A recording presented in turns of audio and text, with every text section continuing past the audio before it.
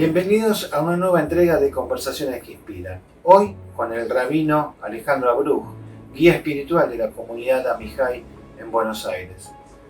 Ya comienza Pesaj, la Pascua judía, y ese es el motivo para encontrarnos con él y conversar, poder entender de qué trata esta festividad y cómo el pueblo judío y por extensión la sociedad argentina debemos celebrarlo. Los invito a que me acompañen en este diálogo con el rabino Alejandro Abruj.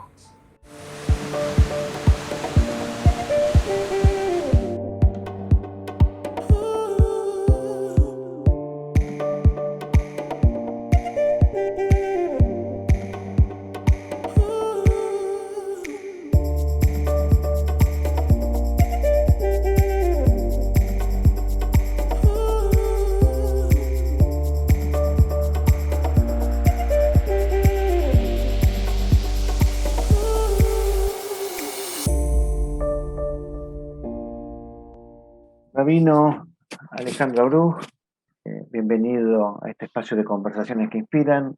Un placer poder contar con tu tiempo y con tu palabra en estos días previos a Pesaj, a las Pascuas judías. Gracias Claudio. Una alegría encontrarnos y charlar un ratito. ¿Es correcto decir las Pascuas judías? Y pasa que, a ver, la palabra Pascua es la castellanización de la palabra Pesaj, obviamente viene de la misma raíz. O sea, la palabra Pascua es castellanización, viene a través de la traducción al latín de la palabra Pesaj, tiene exactamente la misma raíz.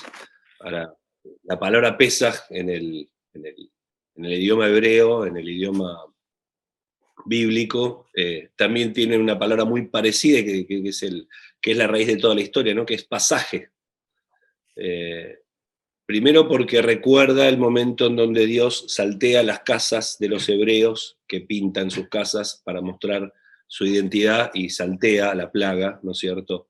Esa casa, por eso el pasaje de esa casa, pero también hay un concepto de pasaje de dónde uno está a dónde uno quiere estar. O sea, creo que Pesaj es, al igual que las Pascuas, ¿no? Si se quiere, es una historia de salvación, de esperanza y de liberación, ¿no? Entonces uno tiene que pensar que es muy importante liberarse de, no sé, el Egipto de cada uno, ¿no? Egipto se transformó más que en un país, en un concepto, ¿no?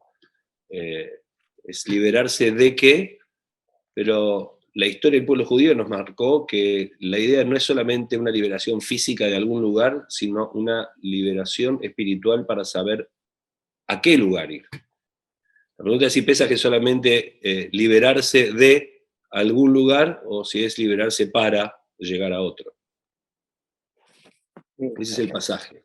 En el pueblo judío vos hablás de esto, de Egipto pasó a ser un concepto de distintos mundos de donde uno internamente tiene que liberarse. Y en la cena de Pesaj, cuando leemos la Agadá, la historia de Pesaj, uno tiene que vivirla, el mandato que ustedes enseñan, como enseña la Torá, ustedes como rabinos, es que cada uno sienta como que está saliendo en ese momento. Es traer el pasado al presente, no ponerse en el pasado. ¿Es correcto esa interpretación?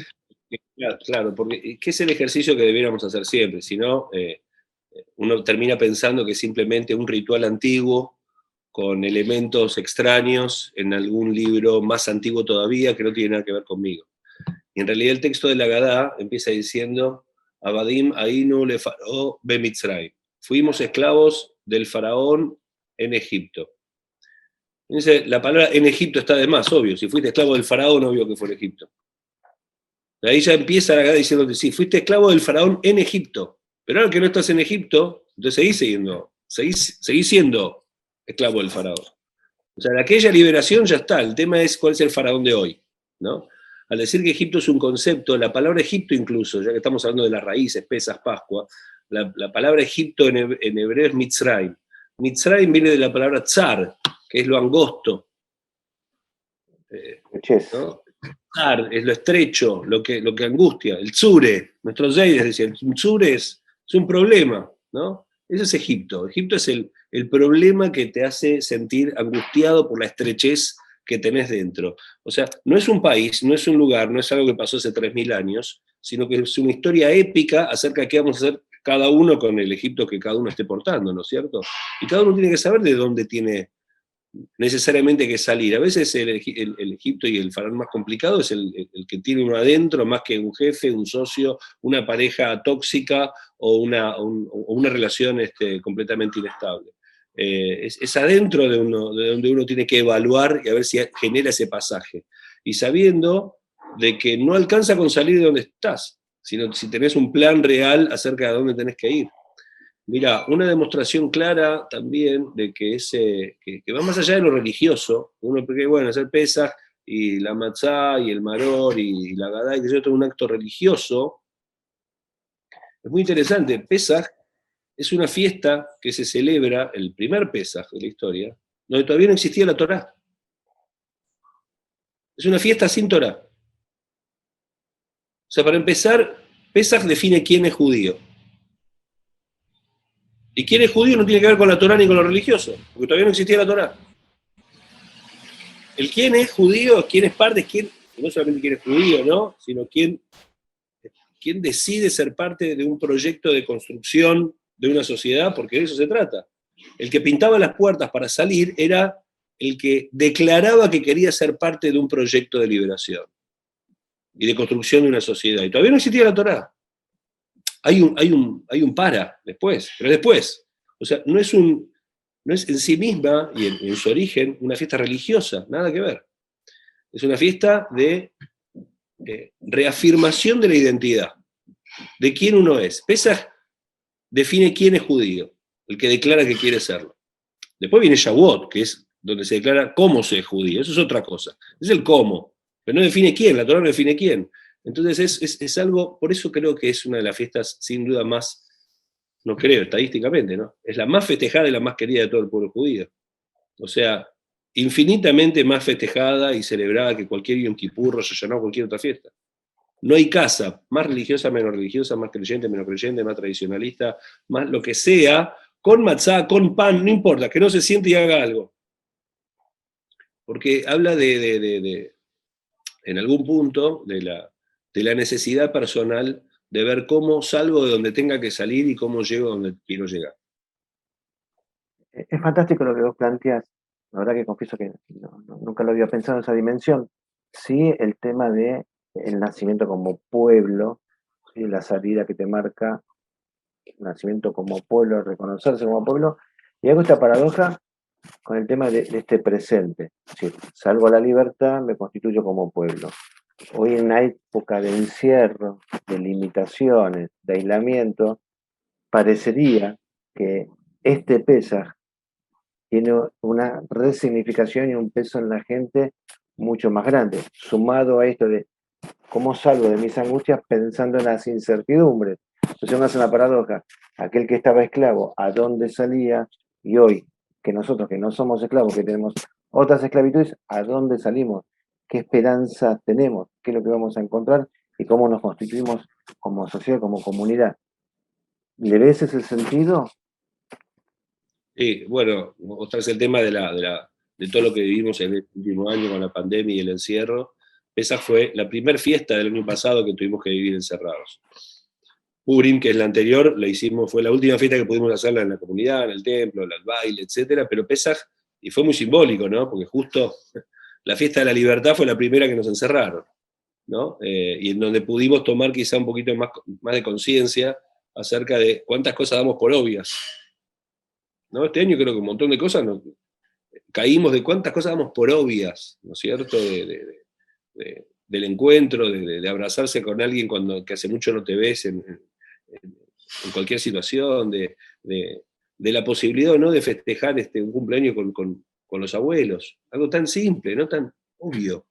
Bueno, quizá cuando toda esta pesadilla finalmente termine, podamos seguir valorando lo que dábamos por hoy y nos dimos cuenta que no era.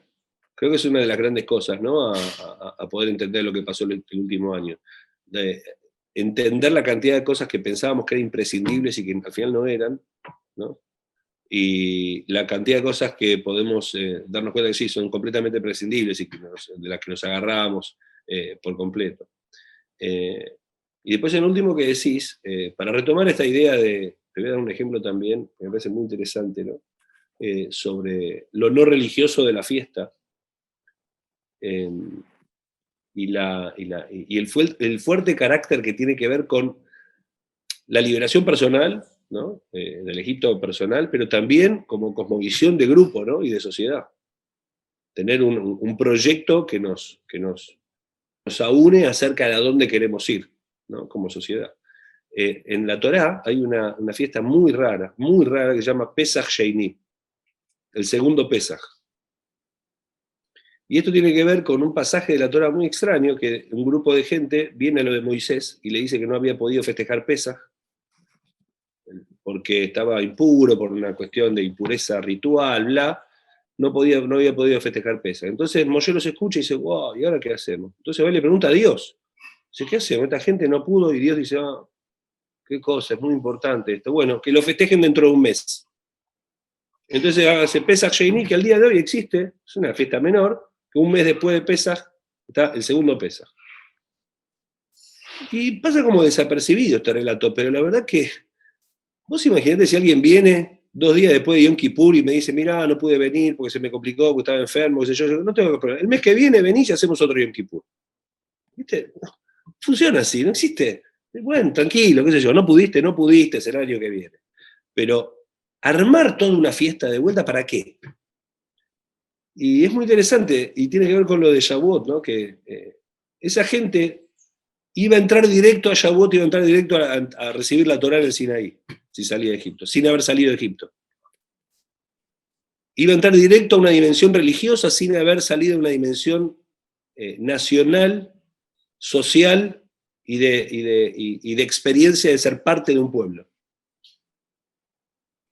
Entonces dicen, no, vos no podés tener un proyecto religioso nada más para constituirte como nación. Vos tenés que tener un proyecto social, de mancomunidad con el otro, de liberación compartida para ver hacia dónde vas.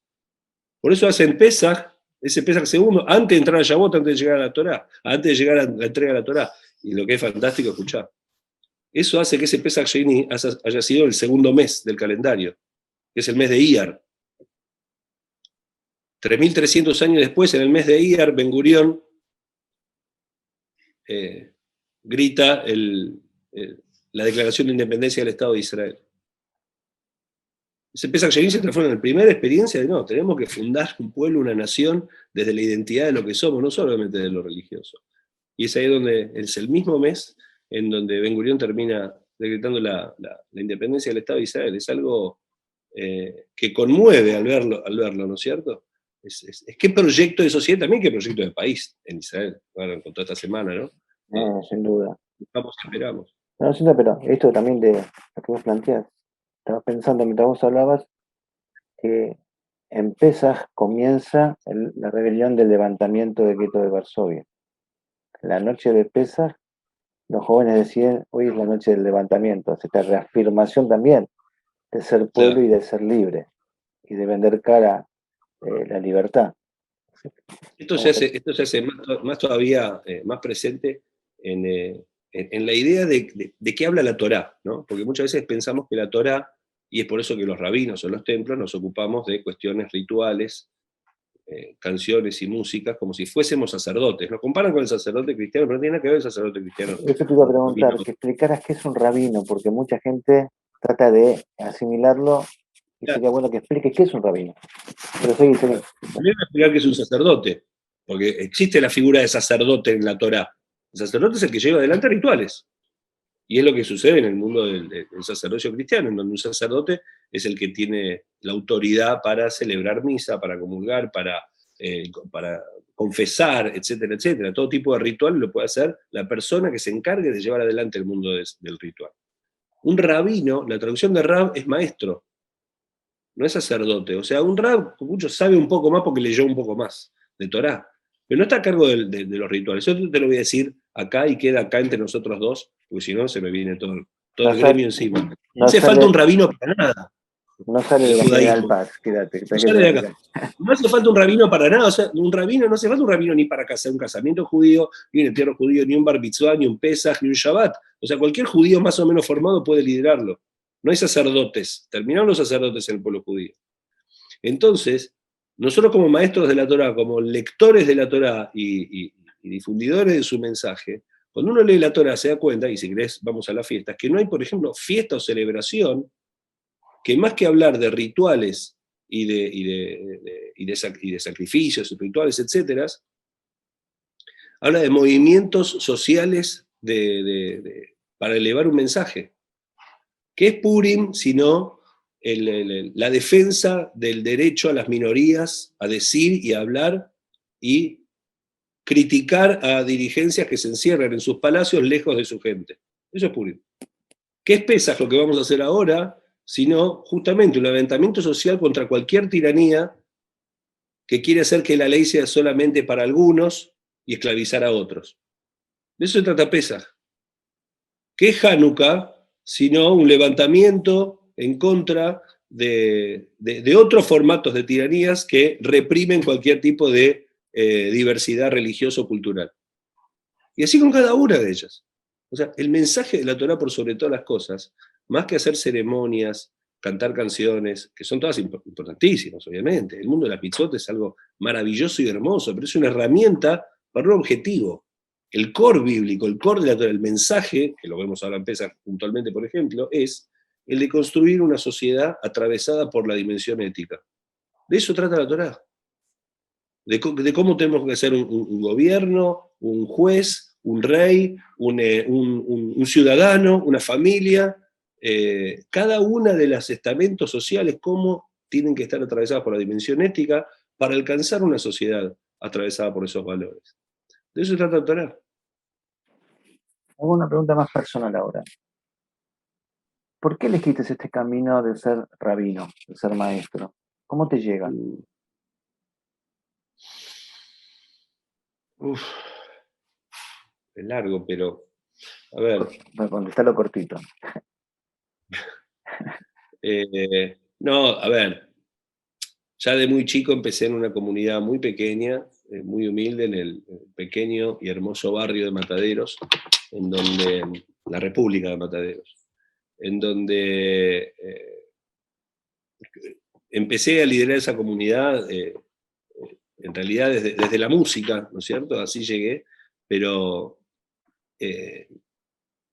una época que lamentablemente todavía no terminó, de mucha pobreza, de mucha necesidad, en donde descubrí que era clave también en ese espacio comunitario llegar y acercarse desde lo social, ¿no es cierto? Había tanta necesidad, no solamente de palabra espiritual, sino de necesidades materiales reales.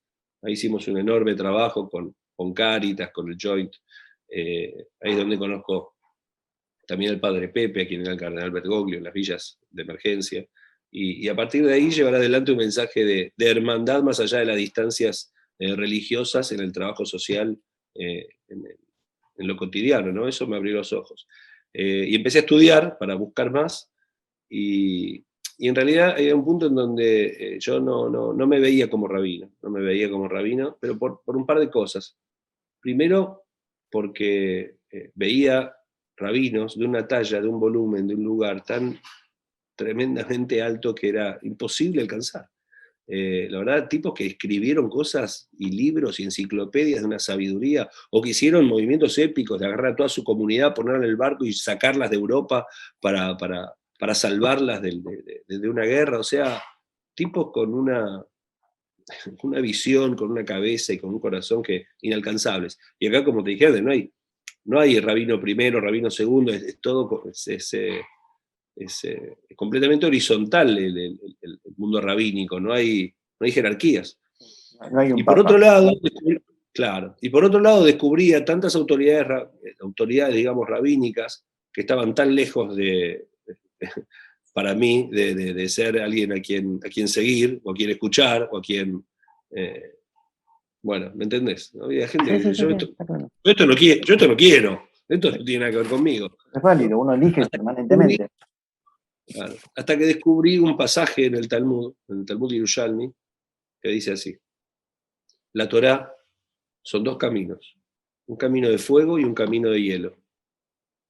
Si seguís el camino de fuego, te quemás. Y si seguís el camino de hielo, te quemás. Y ahí termina. Y entonces, ¿qué haces? ¿No?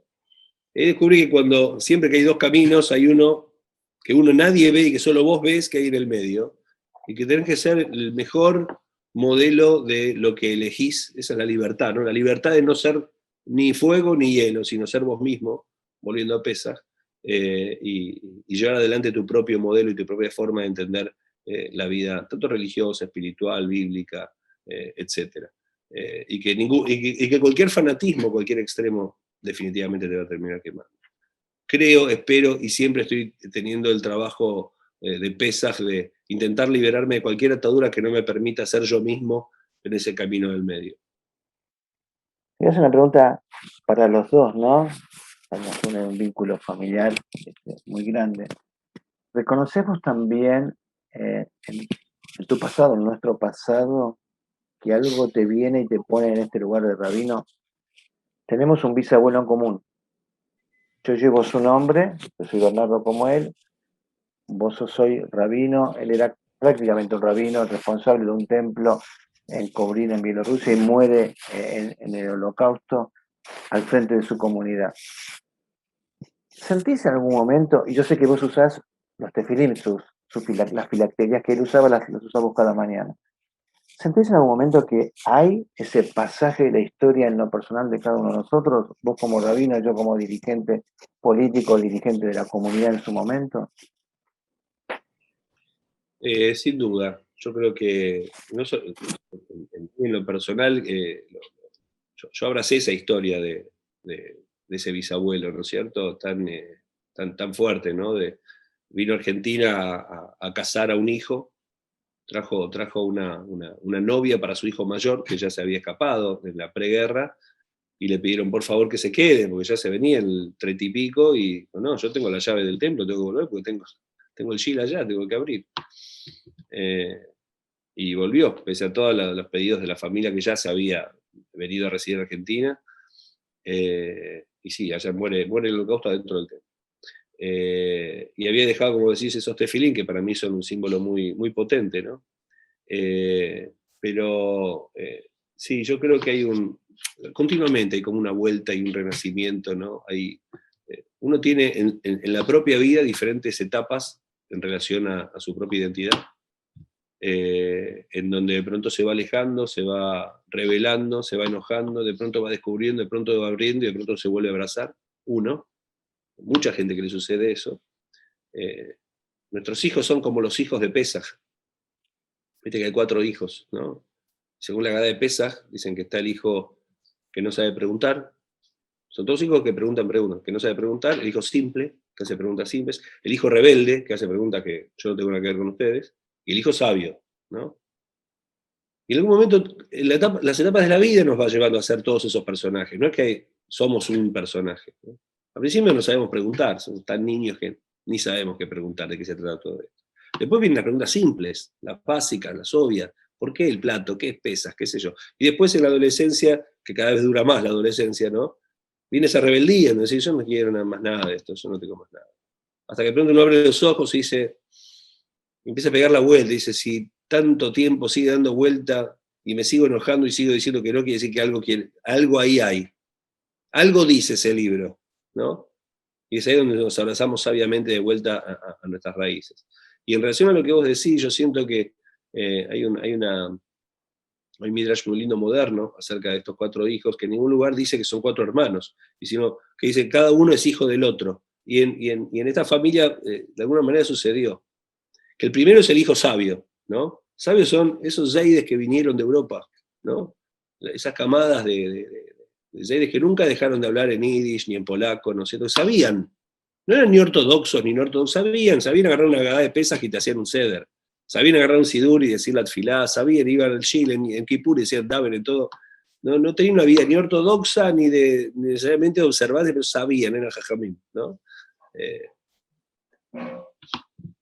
Ellos tuvieron hijos rebeldes, que es la generación que vino, ¿no? Que vino a hacer la América y que se enojó con todo ese pasado y que ideológicamente quiso cortar con los judíos, porque es justamente el judaísmo lo que les robó todo lo que tenían en Europa, lo que le mataron a todos sus padres y abuelos allá.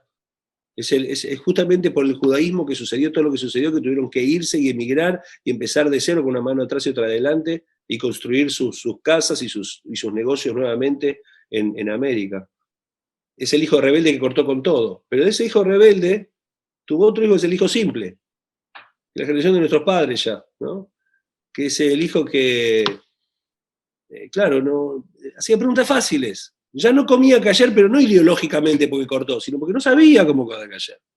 Era la pregunta simple. Era el que no necesariamente estudió, porque el hijo rebelde, que era el padre, no lo llevó, pero iba a la casa del abuelo, del Zeide, ¿no? Y lo veía con los tefilines. ¿Qué será todo esto? Y de pronto vino la última generación, que es la nuestra, el hijo que no sabe preguntar. Y quizás no sabe preguntar, es porque quizás no tiene a quién preguntar. Porque el bisabuelo que sabía murió. El abuelo es el rebelde, que no quiere saber nada. Y el padre, más o menos, como mucho te lleva al yule.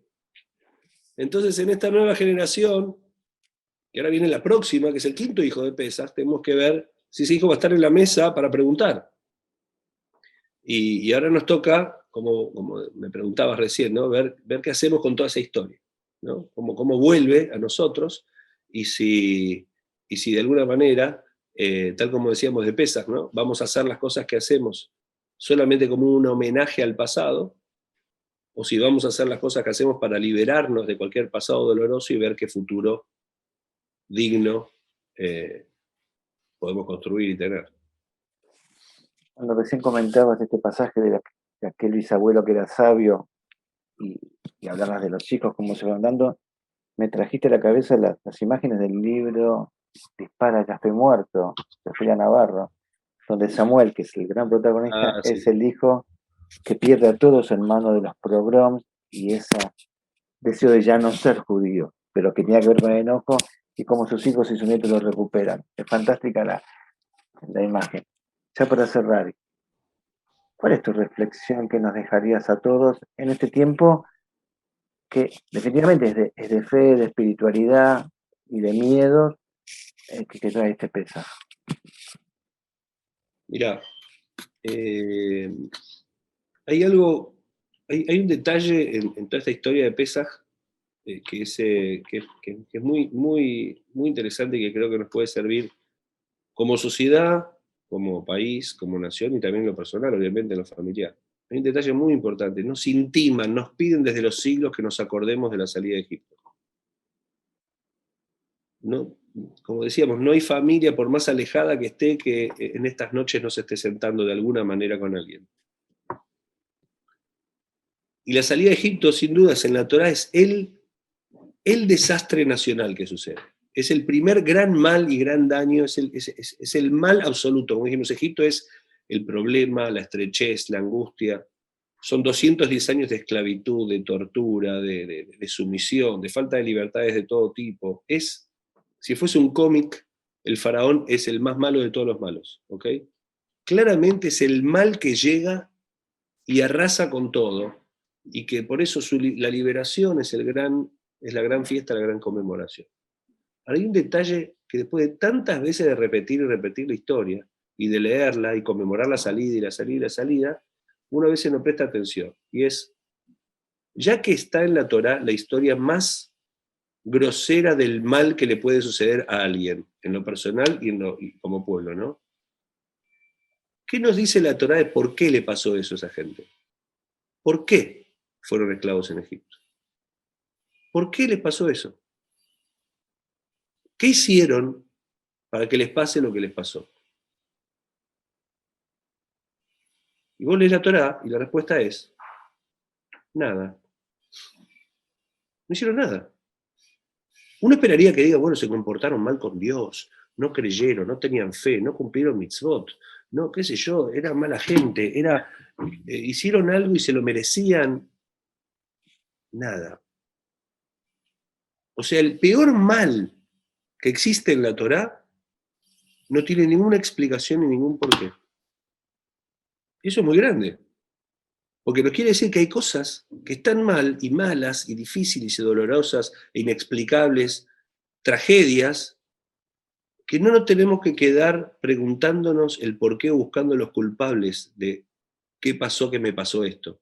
¿Quién hizo algo para que yo esté acá? ¿Quién fue? ¿El otro? ¿La familia de enfrente? ¿Mi socio? ¿Mi vecino? ¿Mi expareja? ¿El gobierno? ¿El gobierno anterior? ¿Dios? ¿Quién fue? No dice nada la Torá. ¿Sabes de qué habla? De cómo salís de donde estás para ver a dónde tenés que ir. O sea, dejar de buscar culpables en el ayer para buscar responsabilidades en el mañana. Y creo que eso sirve en todos los sentidos, porque nos quedamos anclados y frenados buscando los por qué y echando culpas a todo el mundo de la situación en que estemos, económica, profesional, social, nacional, personal, familiar, emocional.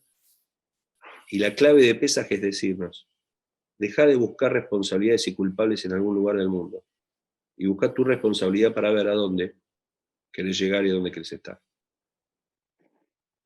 Ale, ojalá el próximo Rosh Hashanah, ya no solo el próximo Pesaj, podamos encontrarnos y compartirlo, pero ojalá dentro de poco podamos juntarnos a tomar un café, seguir conversando las cosas que nos unen, que yo pueda seguir aprendiendo, pero sobre todo poder compartir el afecto que nos tenemos desde siempre.